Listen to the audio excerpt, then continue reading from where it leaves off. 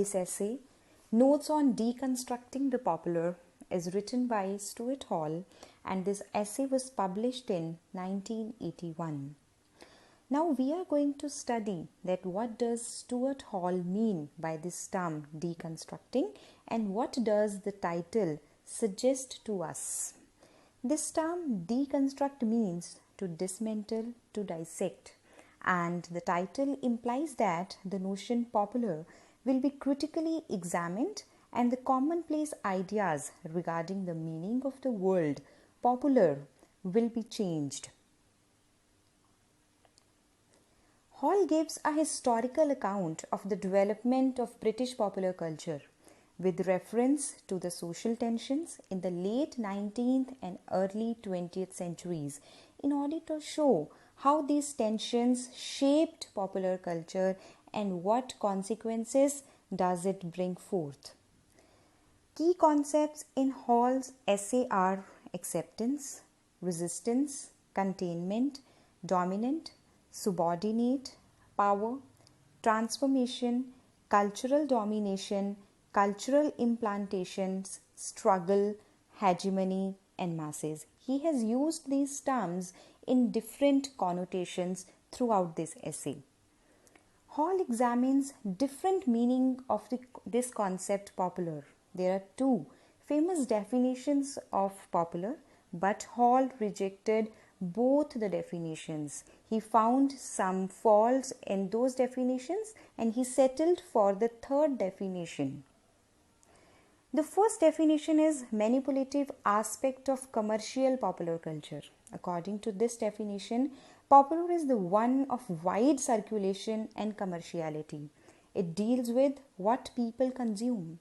It includes all that people listen to, buy, read, consume, and seem to enjoy to the full.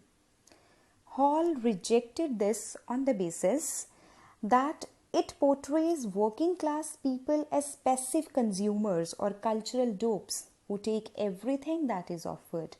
This view suggests that there is no original working class culture. Popular culture is shaped by the dominant class only, and there were several examples given by him too. The second definition, it is anthropological definition, and it includes the culture, modes, customs, and folk ways of the people. Popular culture is all those things that the people do or have done, and so the list of all these things is very long. Hall rejected this definition too due to two reasons. First, it is too descriptive. Virtually anything which the people have ever done can fall into the list. The problem is how to distinguish this infinite list from what popular culture is not. It is difficult to simply collect into one category all the things which the people do. Hall is critical of this perspective as well for its essentialist view, and it's being based on the binary distinction between the people and the elite. The problem with this definition is that it is too broad and would account for everything people do, much like an inventory. It is a descriptive way to describe culture and does not account for social and cultural change within popular culture.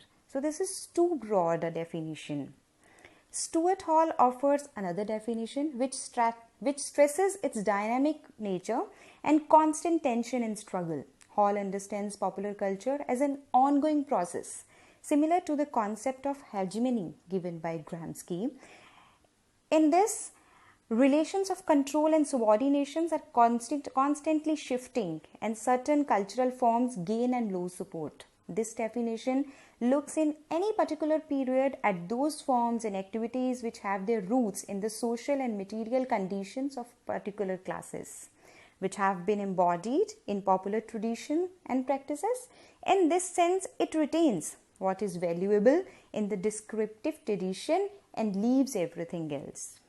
It treats the domain of cultural forms and activities as a constantly changing field. Then it looks at the relations which constantly structure these fields into dominant and subordinate formation. So this is about the changing relations between the different classes. According to him, I quote, The term popular has very complex relations to the term class. We know this, but are often at pains to forget it. We speak of particular forms of working class culture, but we use the more inclusive term popular culture to refer to the general field of inquiry. It's perfectly clear that what I have been saying would make little sense without reference to a class perspective and to class struggle. He admits that there is no one-to-one relationship between a class and a particular culture, form, or practice. The term class and popular are deeply related, but they are not absolutely interchangeable. So this definition sees popular culture as a struggle between classes. This is Hall's preferred definition. And the conclusion is, Hall's essay criticizes views that regard popular culture as an authentic expression of the working class and as a site for culture resistance. He favors a more dynamic approach which views popular culture as changing field and as a site for struggle between different social forces